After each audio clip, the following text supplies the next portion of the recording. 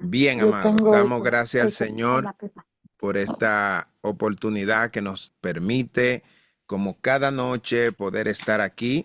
Hoy tenemos una sección en la que la hemos llamado una sección de preguntas y respuestas, en la que usted tiene toda la libertad de poder preguntar en relación a los temas que hemos tratado o cualquier pregunta de cualquier texto que usted tenga que, o tengo que ponerle el tiempo.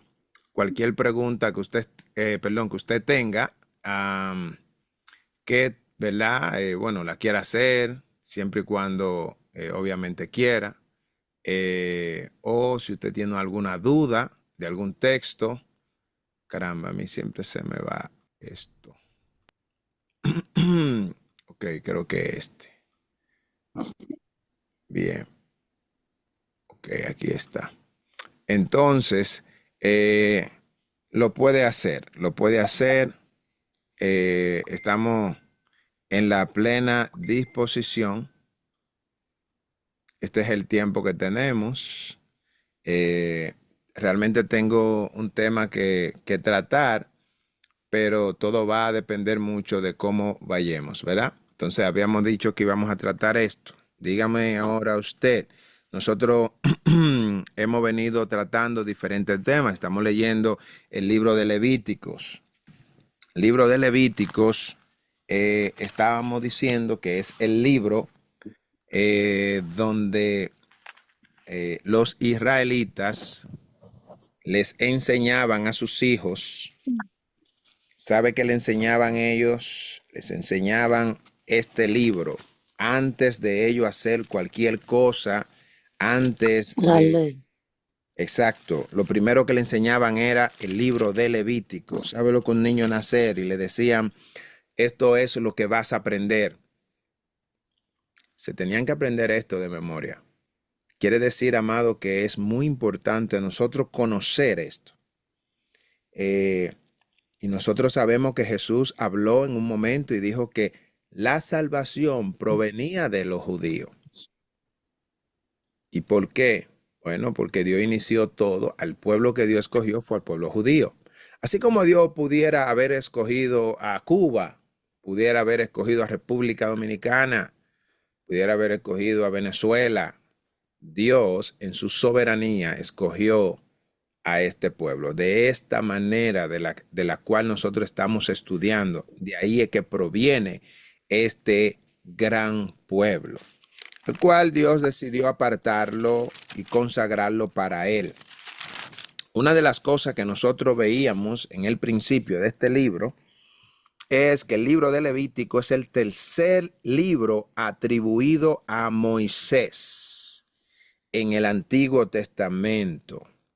Este texto dice, se refiere a la palabra del Señor que fue dada a Moisés en el tabernáculo de reunión. Ello constituye la base de este libro.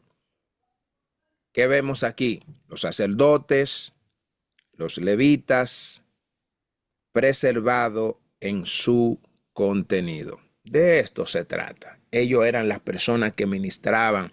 Con ellos fue que Dios trató para poder tratar con el pueblo, ¿verdad? Nosotros hablábamos también de que este libro eh, tenía un significado. Se llama, la palabra hebrea es Vayikra, que significa y él llamó. Dios fue que dirigió todo lo que dijo Moisés acerca de las leyes establecidas en el pueblo. Fue Dios quien lo dirigió. Esto no fue un invento de Moisés. Esto no fue Moisés que viene y dijo, mira, ya Jehová le dio los 10 mandamientos, ahora yo le voy a establecer esto. No, en cada parte del capítulo al inicio, usted encuentra que dice, y Jehová llamó a Moisés y le dijo, dile a los hijos de Israel, o Jehová dijo a Aarón, dile a los levitas esto. O sea, Dios siempre estuvo dirigiendo eh, todo lo relacionado a los levitas, los sacerdotes. Él fue que tuvo que ver con todo el acto ceremonial. Moisés, aunque era líder, él no hacía nada si no era porque Dios le decía. Y durante este capítulo nosotros vimos varias cosas. Vimos la descripción del sistema del sacrificio. Nosotros conocimos esto, la descripción del sistema del sacrificio. ¿Qué nosotros vimos? Punto A, hablamos del holocausto. Creo que la mayoría de nosotros conocemos ya exactamente qué es un holocausto. Hablamos de la ofrenda de la flor de harina. La ofrenda de flor de harina era un tipo de ofrenda que por lo general la ofrecían a aquellas personas que no tenían mucha capacidad económica. Con esto dábamos a entender que dentro del pueblo no todos eran igual. No todos tenían la misma capacidad. Habían personas que tenían mejor posición que otras. Y la ofrenda de flor de harina siempre estaba ahí. También vimos la ofrenda de paz. La ofrenda de paz estaba dividida en 3 tipos de ofrenda. La ofrenda de paz se menciona en toda la trayectoria del pueblo. De hecho, todavía en el libro de Deuteronomio, todavía en el libro de Números, nosotros vemos la ofrenda de paz, porque la ofrenda de paz era algo que estaba relacionado con la vida cotidiana de los judíos. Estamos diciendo que la ofrenda de paz, usted podía ofrecer una ofrenda de paz por varias razones. Número 1, la podía ofrecer por acción de gracia. Dígase que usted quiso dar gracias a Dios por cualquier cosa que el Señor haya hecho en su vida. Es más, usted podía agradecer a Dios por la vida, por la creación. Usted podía haber agradecido a Dios simplemente por el hecho de haberlo sacado, haber sacado a una generación que usted no vio, ¿verdad? Usted dar gracias a Dios por eso. Usted podía ir y hacer esa ofrenda de paz. Entonces esa ofrenda de paz estaba vinculada al agradecimiento. También nosotros vimos que estaba la ofrenda de paz por el voto. Toda persona que hacía voto a Jehová tenía que cumplir su voto, y eso era una ofrenda de paz. Cuando usted cumplía con su voto, usted estaba ofreciendo una ofrenda de paz. Y también cuando Dios liberaba al pueblo, el pueblo, después de haber sido librado, ellos iban y ofrecían una ofrenda de paz. Entonces, la ofrenda de paz estaba dentro de la vida cotidiana de los judíos. Entonces, nosotros hemos aprendido esto durante todo este capítulo del libro de Levíticos. También vimos la ofrenda por el pecado. Estuvimos hablando que todo hombre que cometía pecado tenía que ofrendar, tenía que llevar una ofrenda por el pecado que había cometido. Esta ofrenda por el pecado no tenía nada que ver con la expiación. Nosotros hablamos de la expiación y hablamos en un contexto amplio que la expiación era la que se ofrecía una vez al año. Una vez al año el sumo sacerdote entraba a la misma presencia de Dios y Dios renovaba el pacto con el pueblo, y esta era la expiación. La ofrenda por el pecado eran las faltas que ellos podían cometer, ya sea contra su prójimo, ya sea contra Dios. Ellos iban y ofrecían una ofrenda. Por eso que todos los días siempre había siempre se ofrecían sacrificios, y los únicos que podían ofrendar el sacrificio eran los sacerdotes. Ellos eran los encargados, ellos eran los que estaban direccionados por Dios para poder cumplir con esta gran obra. Nosotros también vimos la ofrenda por la culpa. Toda persona que había sido hallado culpable en un hecho, después de un juicio, tenía que ofrendar, tenía que llevar una ofrenda. Y esto era otro tipo de ofrenda, lo cual tenía que hacerse directamente vinculada a la culpa que aquella persona había sido considerada culpable, valga la redundancia. Eso lo vimos desde el capítulo 1 hasta el capítulo 6 del libro de Levíticos. Nosotros continuamos después en el punto número 2, el servicio de los sacerdotes en el santuario. Iniciamos desde el capítulo 8 hasta el capítulo 10 hablando todo lo relacionado al orden sacerdotal. ¿Qué vimos? Vimos que Dios allí ordena a Aarón y a sus hijos. Vimos que ellos, como sacerdotes, tenían una orden de parte de Dios para ellos poder operar. Ellos no podían ir al tabernáculo porque simplemente habían sido elegidos para ellos ministrar y hacerlo como ellos quieran. No, a los levitas, a los sacerdotes, a Aarón y a sus hijos, que eran ellos, Dios le dedicó aproximadamente 3 capítulos, desde el capítulo 8 hasta el capítulo 10, desde el capítulo 8 hasta el capítulo 10, Dios le dedicó a ellos estos capítulos hablándole de cuáles eran las reglas que ellos tenían que cumplir para poder ser sacerdote. Independientemente que habían sido elegidos, Dios también lo escoge a ellos para que, le pone leyes que ellos tenían que cumplir. Número 1,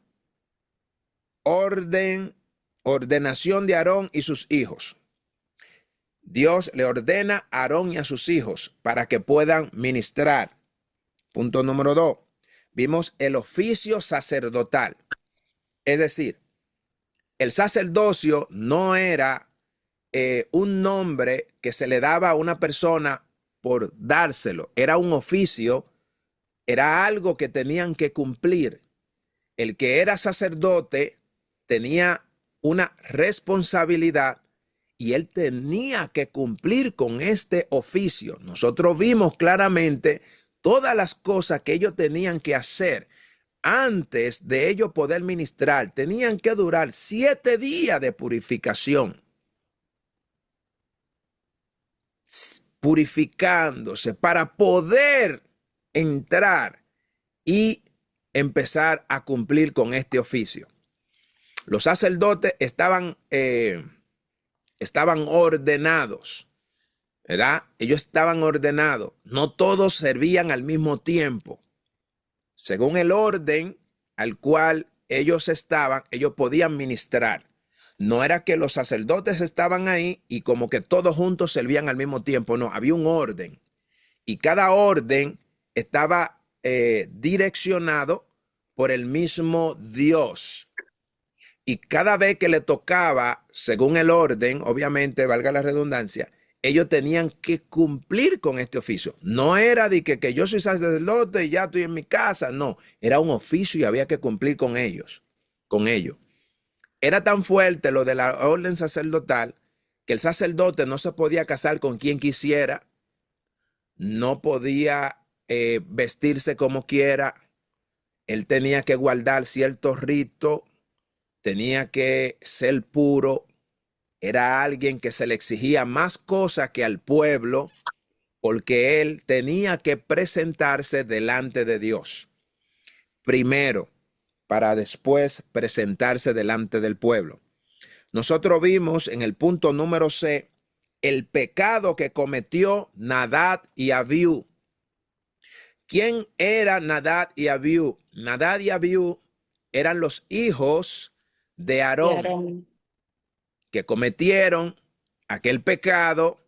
En un momento ellos creyeron que podían entrar al lugar santísimo y ofrecieron fuego extraño. Dice la Biblia que un fuego salió desde el arca y lo consumió a los dos. Murieron al instante. Entonces, Ellos violaron una regla.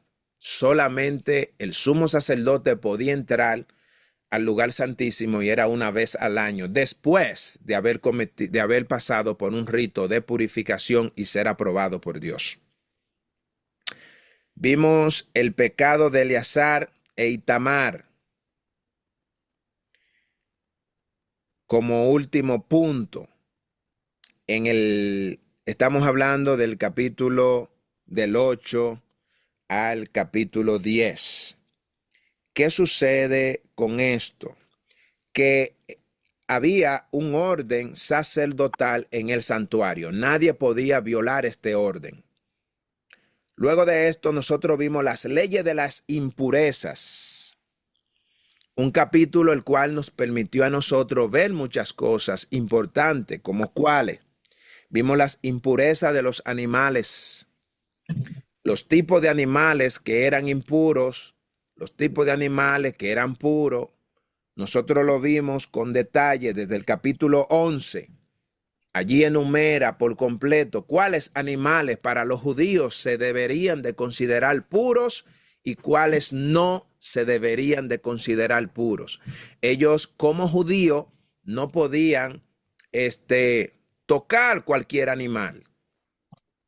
Ellos no podían comerse cualquier animal.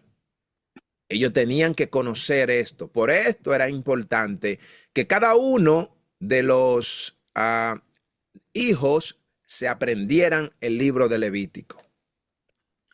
Porque cualquiera que cometiera cualquier pecado de esto hasta lo sacaban fuera del pueblo. Pudiera ser hasta desterrado. Habían impurezas que duraban 24 horas, habían impurezas que duraban hasta que cayera el sol, pero habían impurezas que te sacaban del pueblo. Nosotros vimos la impureza del parto. Ahí vimos cómo una mujer tenía que guardarse, qué tiempo tenía que guardarse. Si el niño, si era niño o si era niña, en el momento que esa mujer daba luz, había un rito que ella tenía que cumplir. Y había muchas cosas que dependían, como por ejemplo, si la mujer por cualquier razón después del parto, ella tenía algún sangrado, ella tenía que mantenerse en su purificación porque durante ese tiempo del sangrado ella estaba impura. Y todas las cosas las cuales ella tocaba quedaban impuras. Por ende, esto era muy importante que todos los judíos se aprendieran las leyes de la impureza. Hablamos de la ley de la impureza de la piel. La impureza de la piel. Todo hombre o toda mujer, dependiendo de la condición de salud que tenga, pudiera haber sido puro o impuro. Nosotros vimos la ley de la lepra. Vimos que cuando una persona tenía lepra, se consideraba impuro hasta que fuera sano por completo, pero no podía ser sano y llegar y incluirse en el pueblo como por su propia cuenta. Era alguien que tenía que pasar por el sumo sacerdote. El sacerdote tenía que evaluarlo y luego de una evaluación tenía que ofrendar un sacrificio y él lo declaraba puro y tenía que mantenerse bajo ese orden para poder ser reintegrado a la sociedad. Vimos las impurezas físicas, cosas de las cuales hombres, por alguna razón, por circunstancias de la vida, habían, por ejemplo, vamos a decir, si tocaba el momento de ofrendar a Dios y una persona tenía una condición física, dígase que tenía un empeine, tenía cualquier, como decía el texto, raquiña en la piel, tenía cualquier condición que lo consideraba como, por ejemplo, podía ser tuerto, podía tener una nube en el ojo, podía ser nacer con un pie corto, podía una mano corta. Esta persona no eran las que estaban disponibles para poder ofrendar el sacrificio a Dios. Ellos tenían que escoger a alguien que estuviera en perfecta condición porque se trataba de Dios. Al momento de ofrendarle a Dios tiene que ser lo mejor. Esto no demigraba a la persona, sino más bien que era que si había una persona que estaba bien, usted entonces tenía que utilizar a esa persona que estaba bien porque es a Dios. Estamos hablando que al Dios creador del cielo y la tierra tú no le vas a dar lo peor, le vas a dar lo mejor. Vimos las impurezas morales, todo tipo de pecado que la persona comía, perdón, que la persona cometían. Nosotros vimos en el capítulo 16, ahí vimos cuántas cosas el Señor hizo sobre y cómo Dios habló de las inmoralidades. El pecado de la inmoralidad fue algo que Dios le hizo mucho señalamiento, porque las demás naciones era natural que ellos se casaran con la nuera, con la hija de la nuera, con la mamá, con la hija de la madre, y así sucesivamente. Todas estas cosas se convertían en una inmoralidad. Pero también nosotros vimos que habían personas que se acostaban con animales, tenían relaciones con animales, mujeres, relaciones con animales, hombres que se echaban con hombres, mujeres que se echaban con mujeres. Y todo esto Dios se lo castigó a ellos, diciéndole que esto es pecado, Dios no lo iba a tolerar, era algo inmoral. Y se le llamó las impurezas morales. Nosotros también vimos en el código de santidad matar por comida. Vimos también sobre la santidad, cómo Dios empezó a hablar en ese punto, dándole a entender a los hombres que ellos tenían que ser santos, no porque Moisés era santo, no porque Aarón era santo, no porque Dios se le manifestaba a ellos. Ellos tenían que ser santos porque Jehová es santo, porque Dios es santo. Entonces, esto también nosotros lo vimos. Estamos haciendo, amado, recapitulación, tratando de hacer memoria de todo lo que hemos hablado y lo que hemos aprendido durante este capítulo, durante estos capítulos, perdón. Vimos también las leyes para los sacerdotes y los sacrificios. ¿Cuáles leyes Dios le estableció a los sacerdotes para poder ofrendar, para poder ofrecer los sacrificios? Habían leyes que los regían a ellos y ellos tenían que adaptarse a esa ley que Dios le estaba poniendo. Y eso lo vimos en el capítulo 18. Luego vimos también los días sagrados, las fiestas religiosas, que fue lo último que vimos el viernes pasado, donde estuvimos hablando sobre las diferentes fiestas que el pueblo de Israel celebra. Hasta el momento estudiamos 7 fiestas que nosotros estuvimos hablando, estuvimos leyendo sobre ellas. Y déjame ver hasta qué capítulo fue que llegamos, hasta el 24, ¿verdad? Vimos leyes para los elementos del culto. No, eso es lo que nos toca a nosotros ya para... Creo que llegamos al 23, hermano. Hasta el 23, que ahí fue donde nos paramos. Ajá. Ok, perfecto. Entonces, exactamente, ya ahí nos queda esa parte que ya lo vamos a discutir la semana próxima, que la semana próxima ya terminamos con el libro de Levítico. Allí nosotros vimos las 7 fiestas. ¿Cuáles fueron?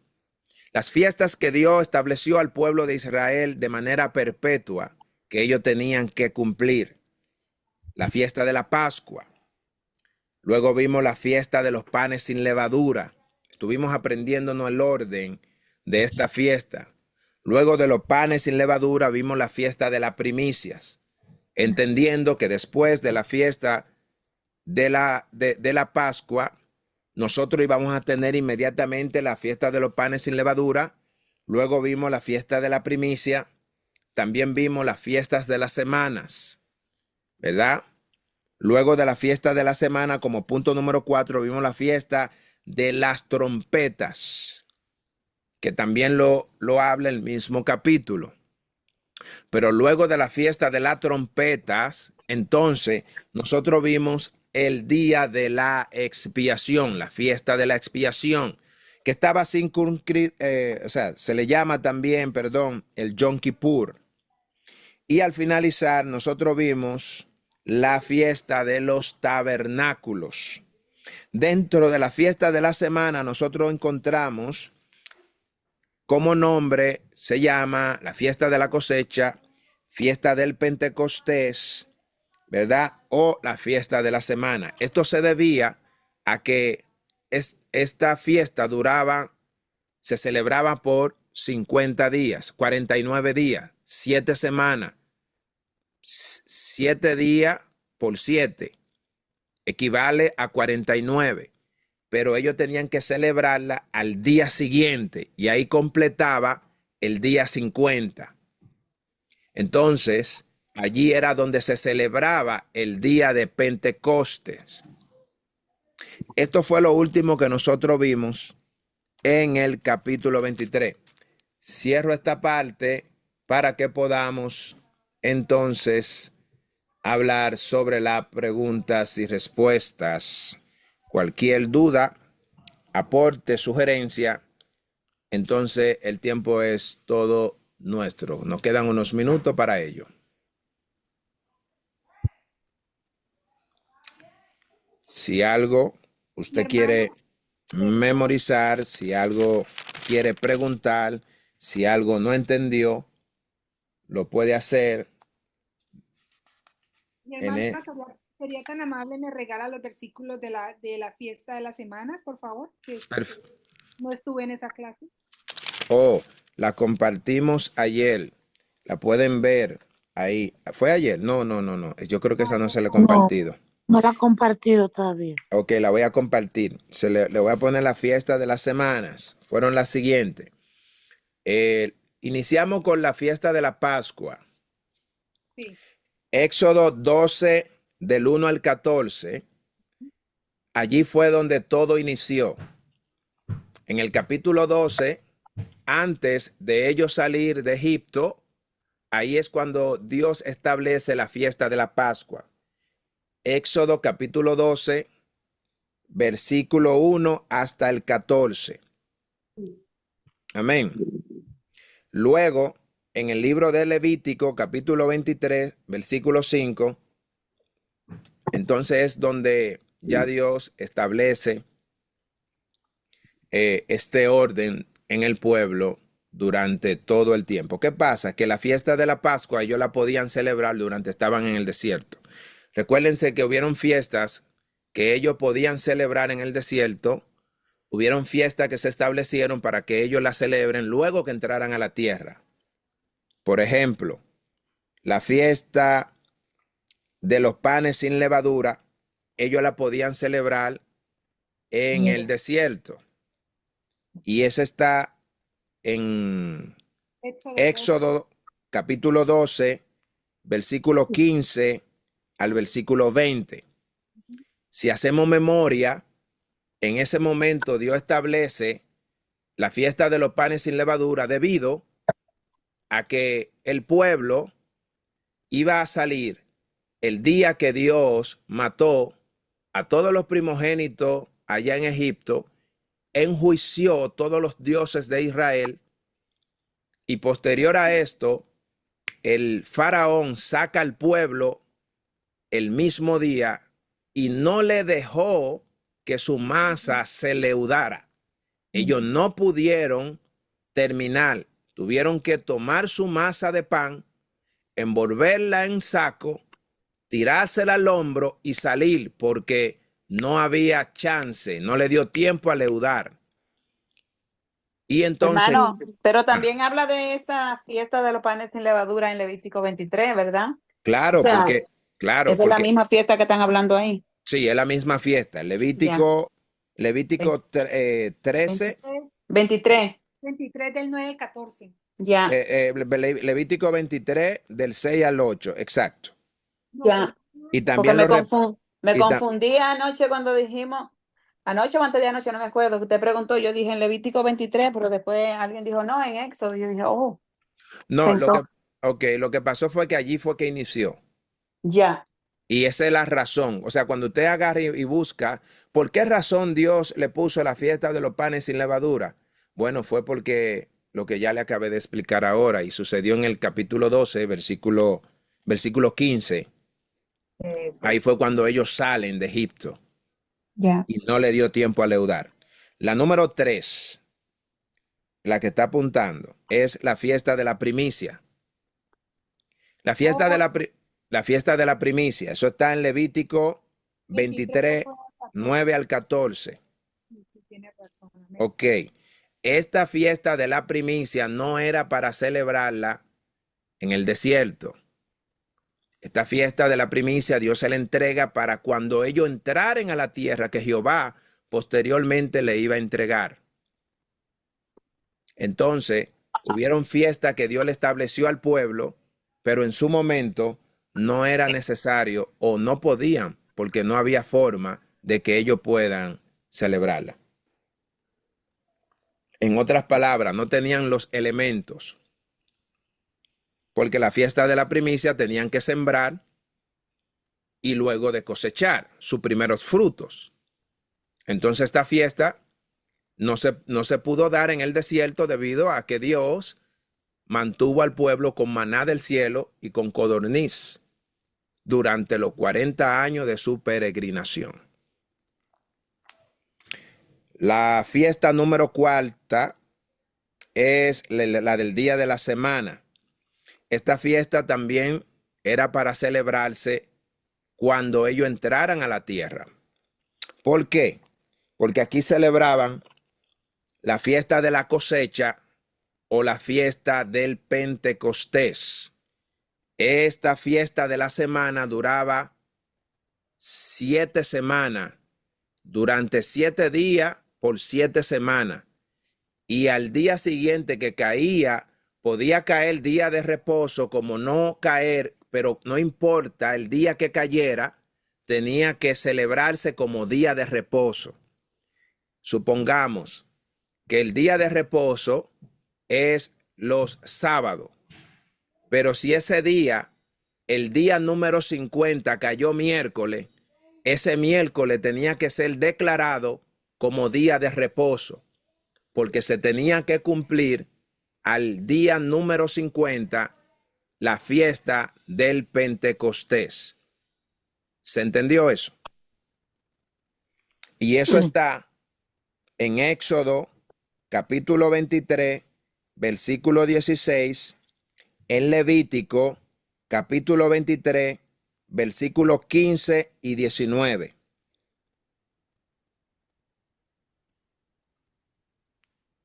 Y cuando le mencioné el libro de Éxodo, también está en el 23, del 34 al 32. Perdón, capítulo 34, versículo 22, en Éxodo. Ok, entonces estamos hablando de la fiesta de la semana. Fiesta de la semana. ¿Anotó los versículos, amada? Éxodo 34 al 22, hermano. 34, 22. Okay. Pero donde se establece de manera perpetua es en el Levítico 23, 16. versículo 15 hasta el 21. Luego de esto tenemos entonces el Rosh Hashanah, como le llaman, o la fiesta de las trompetas. Eso está en Levítico 23, versículo 23 hasta el 25. La fiesta de la trompeta se hacía posterior a las fiestas de la semana, donde ellos tenían que celebrar de igual manera a son de trompeta. También, como la fiesta número 6, está la del día de la expiación. Esta fiesta de la expiación era muy importante, muy importante. La fiesta de la expiación, como le mencionaba ahorita, era diferente a la fiesta, o mejor dicho, si usted se ve que no está la fiesta o sea, por ejemplo, la fiesta de la Pascua. La fiesta de la Pascua, ellos allí tienen que matar un cordero. Pero la fiesta de la expiación tiene, o Yom Kippur, tiene es un día de aflicción. Nosotros lo leímos. Si usted lo busca en Levítico capítulo 23, versículo 26 al 32, ahí usted se da cuenta que Dios le exige al pueblo que ese día tenía que ser de aflicción. ¿Por qué tenía que ser de aflicción? Tenía que ser de aflicción porque Dios estaba tomando un animal, una víctima, ¿verdad? Traspasando la culpa de ellos. Perdón, varón, ¿esa es la fiesta cuál? De la expiación. Ok, gracias. Fiesta, el día de la expiación. Levíticos capítulo 23, versículo 26 al 32. Nosotros hablamos claramente sobre la expiación, hablamos cuál es la diferencia que hay y por qué se tenía que celebrar aparte. Estamos hablando que era el día que el sacerdote renovaba el pacto con el pueblo. Y esto tipificó lo que Cristo Jesús hizo cuando entró de una vez y para siempre al tabernáculo, pero no al que fue hecho de mano, sino al que se le mostró a Moisés allá en el monte Sinaí.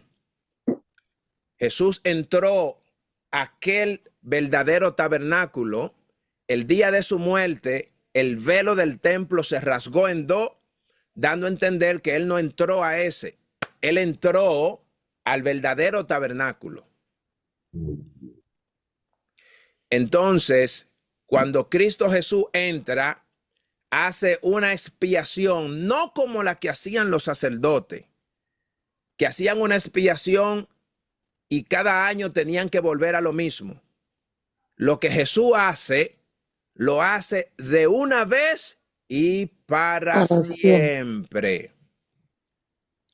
Por eso, el sacrificio de Jesús es el que limpia y el que purifica, el que reconecta, el que vuelve y conecta al hombre con Dios. Y ya tenemos entrada libre a través de él. Por eso ningún hombre que quiera entrar al cielo puede ignorar a Jesús.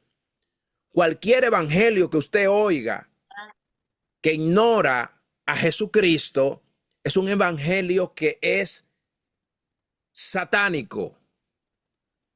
Usted automáticamente lo puede satanizar. ¿Sabe por qué? Porque Cristo Jesús es el camino, Él es la verdad y Él es la vida. Y Él mismo dijo que nadie va al Padre si no es a través de Él.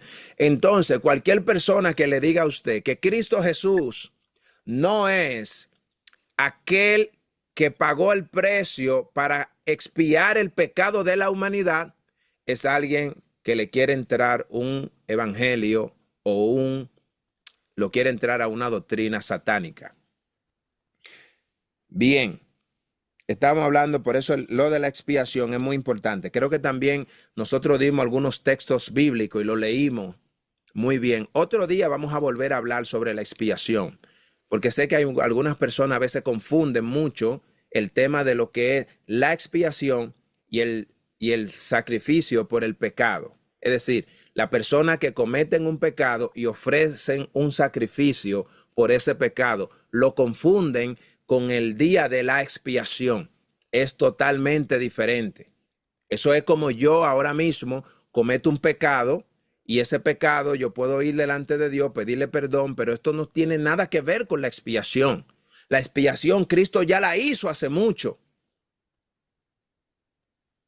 Porque a través de la expiación entonces tenemos acceso, tenemos entrada. Cristo entregó su vida para esto, para que tú y yo tengamos acceso a Él.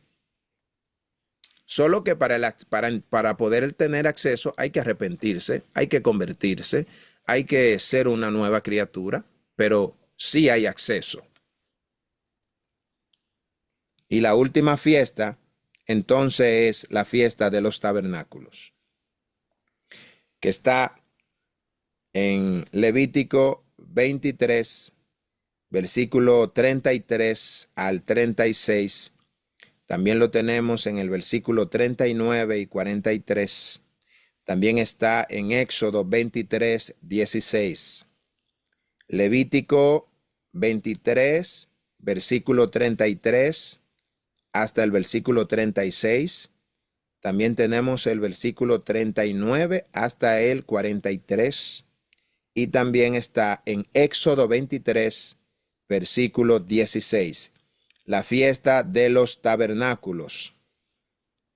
Allí, esta fiesta tenía un significado y era que Dios le mostró a ellos esta fiesta con el propósito de que el pueblo no olvide que Dios lo hizo a ellos habitar en tiendas durante estaban en el desierto. Y esto se tenía que celebrar por estatuto perpetuo. ¿Lo pudo anotar, amada?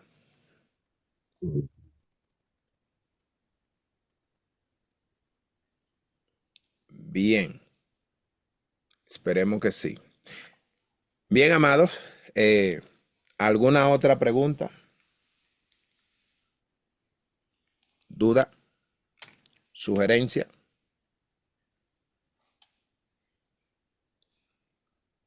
Bien.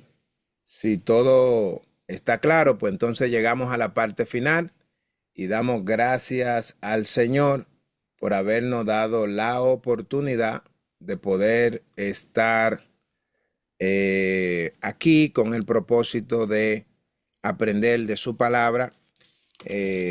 Pensé que realmente iban a tener más preguntas o iban a traer algo más, pero si no hay preguntas, esto significa que lo entendimos todo. Y eso, o lo entendimos todo, o no entendimos nada, pero yo entiendo que lo entendimos todo. Así que damos gloria al Señor.